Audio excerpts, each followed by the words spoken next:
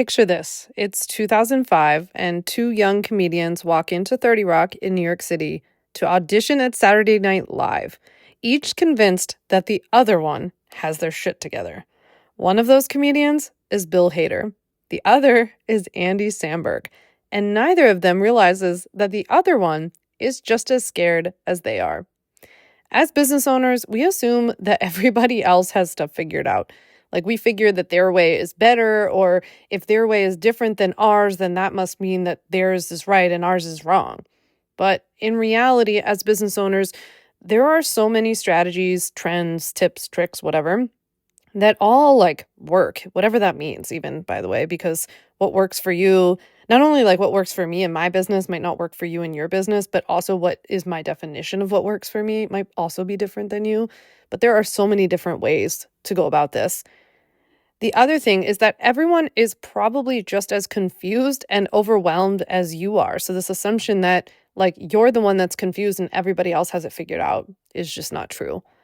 Honestly, I think so many people in the online business space are just trying their best, and some are better than others at making that look really good on the outside, and some might not even be doing well, but be good at making it look like that. And it might just be how it looks to you on the outside. Like some people, some online business owners I know, they don't even try to project this image of doing really well, but you might think that they are, because sometimes we project our thoughts about that onto other people and what we think it all looks like based on our own stuff.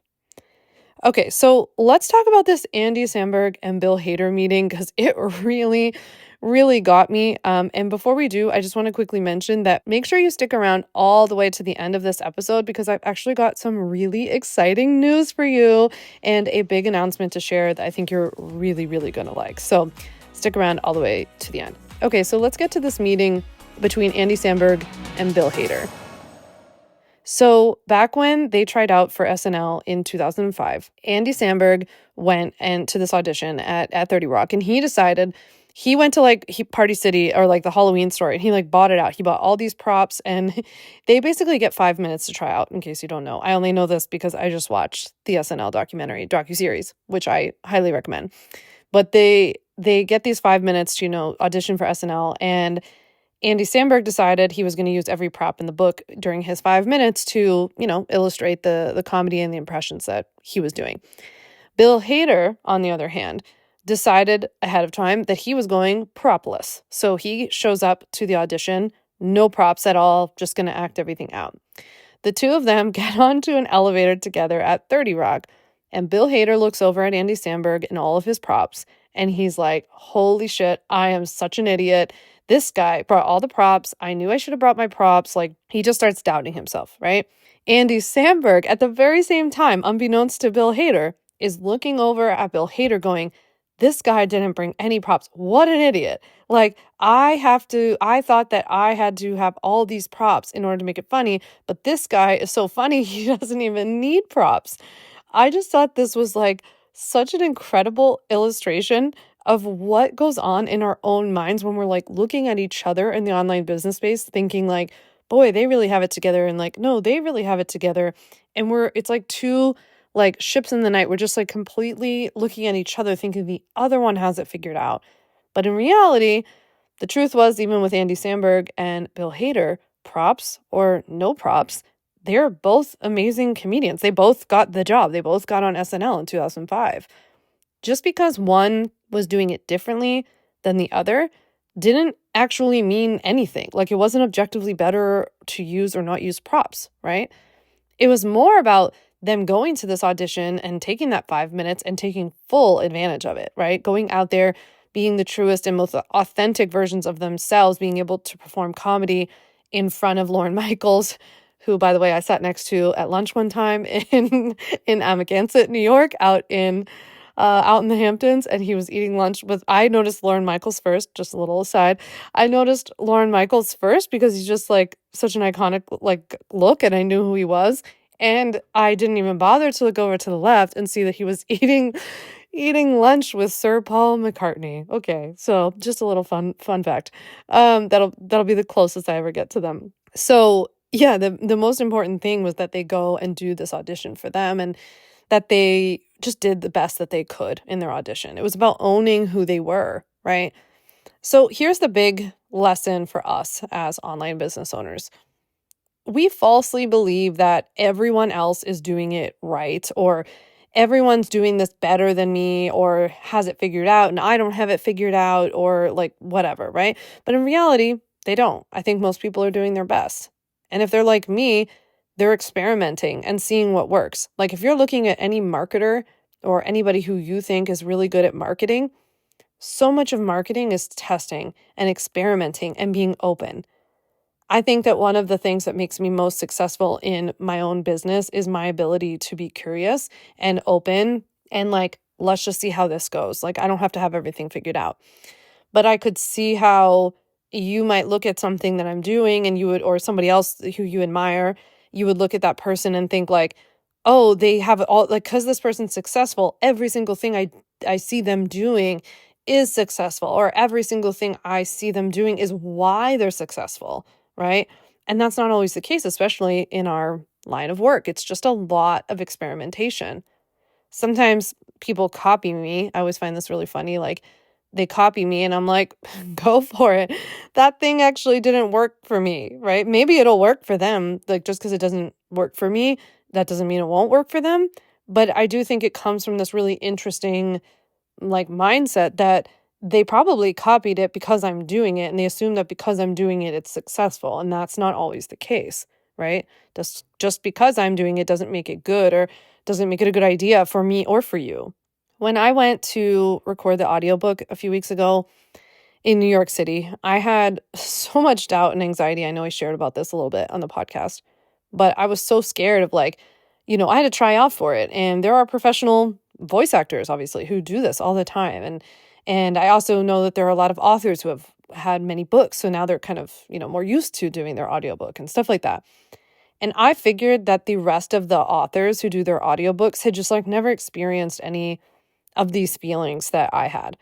It's also the first time in my business where I've created something over many, many years. Like it's been 4 years in the making to make my book. And it comes out April 15th. Like it's not even out yet. And so sometimes when I read things, I'm like, oh, I want to add something about this, or I wish I would have talked about that, or, this thing, whatever. It's just the way that this works with books, right?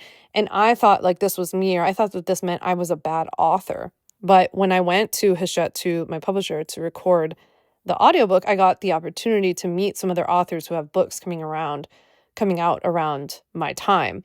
And I said, like, do you guys, like, while you're reading it, do you ever think, like, oh, I wish I could add this, or I should change that, or whatever? They're like, oh my gosh, yes, the whole time. Like, it was that sigh of relief where everybody was like, me too, me too, me too, right? It just wasn't true what I had been telling myself, that it was just me. Usually, people, other business owners, whatever, let their walls down. You learn that you're actually all experiencing the same thoughts and feelings, just maybe on different scales, or about different things, or from a different perspective. As a new business owner, it's easy to think that other business owners, especially those who are more established, have all their stuff together, right? But that's just not always true. So let's apply this to some concrete action steps. Like, what can you do from here? If you're like, yeah, I recognize this is something I do. Like, now, okay, what do I do about it? Number one, I am always a big fan of encouraging you to keep your eyes on your own paper. You wouldn't know that all of this other stuff was going on, or that people were doing other things, if you weren't looking to other people for the answers, or assuming that they have it better. I mean, think about somebody cheating in a test in school back when we were young, right? The whole idea of looking at someone else's paper was that you assumed they had the answer and you didn't.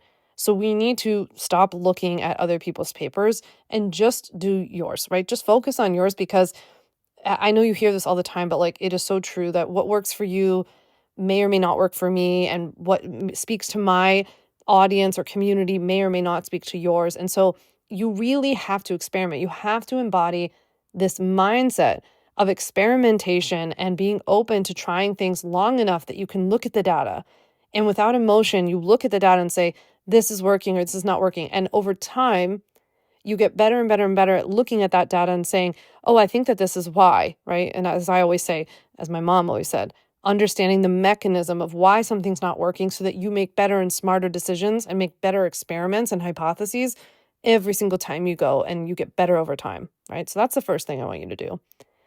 The second thing is that I want you to shift your mindset that even when you do see other people doing certain things in a certain way in their business, it's an example, not a rubric. So it's not the right way to do it. It's just an example. The third thing is to normalize whatever feelings you're having, whether it's feeling lost or even that you have that desire to look for answers from other people, or that you would like a shortcut, or that this feels particularly hard for you and seems seemingly, easier for others. That is all totally normal. I think that is part of being an entrepreneur. It's part of having an online business, especially because we see everything around us all the time. We see this visual representation all around us, which is just, pretty abnormal. So the next time you're looking at someone else and thinking like they just have it together, they're doing it right because they're doing it differently than me, just remember somewhere they're looking at someone else thinking the exact same thing. So tell me, you can DM me on Instagram at @SamVanderWielen or reply to my emails. Have you ever felt this way? Did this episode help you to shift that mindset a little bit? Send me a message. I want to hear from you. Okay, and you made it all the way to the end of the episode, so I cannot wait to share my big news with you. On Your Terms is officially back every Monday, so a brand new episode will air every single Monday. And that's not all. Next week, Monday, March 3rd, I'm actually kicking off a brand new 4-part series on the podcast where we'll talk about the happy trap, the there's only one right way to build a business myth, the I just need more followers lie, and the hustle equals success problem. Next week is part 1 of the series, The Happy Trap, where we'll discuss why success alone won't make you feel fulfilled, the real reason so many entrepreneurs feel stuck even after they hit goals that they thought would make them happy, and what actually leads to happiness in business or as a business owner. So I can't wait to drop part 1 of this 4-part series next Monday, March 3rd. I hope you'll reach out and let me know if you enjoyed this episode, and also let me know what you think about On Your Terms being back every Monday. I paused it for a little while and then dropped to an every other week while I was writing my book and releasing the book and editing the book and all that kind of stuff. So I'm really happy to be back. I absolutely love being here with you each week. So I appreciate you listening, and I can't wait to be with you in part 1 of this 4-part series starting next Monday. Thanks so much for listening to the On Your Terms podcast. Make sure to follow on Apple Podcasts, Spotify, or wherever you like to listen to podcasts. You can also check out all of our podcast episodes, show notes, links, and more at samvanderwielen.com/podcast. You can learn more about legally protecting your business and take my free legal workshop, 5 Steps to Legally Protect and Grow Your Online Business at samvanderwielen.com. And to stay connected and follow along, follow me on Instagram at samvanderwielen and send me a DM to say hi.